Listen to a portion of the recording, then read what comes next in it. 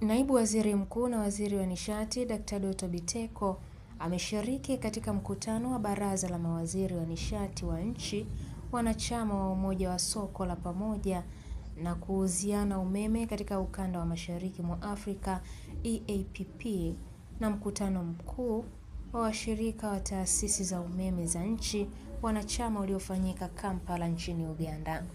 Kando ya mkutano huo, mawaziri hao walijadiliana kuhusu biashara ya kuuziana umeme miongoni mwa nchi wanachama.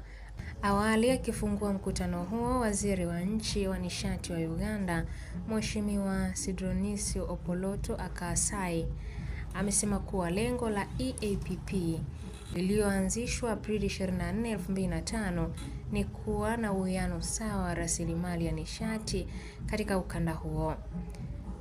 Aidha, ameeleza hadi sasa EAPP ina nchi wanachama 13 na idadi inatarajiwa kuongezeka, ambapo nchi hizo zina nishati inayozalishwa kupitia vyanzo mbalimbali, mfano maji, jua na gesi.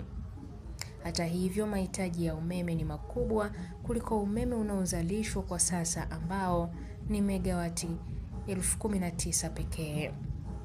Sambamba na hayo, ameipongeza Tanzania kupitia kwa Dr. Biteko kwa kuandaa mkutano wa nishati wakuu wa nchi za Afrika Mission 300 uliofanyika Januari 27 hadi 28 jijini Dar es Salaam, kwa kuwa umeonyesha dhamira ya dhati nchi ya kutumia rasilimali zake kutatua changamoto ya nishati barani Afrika.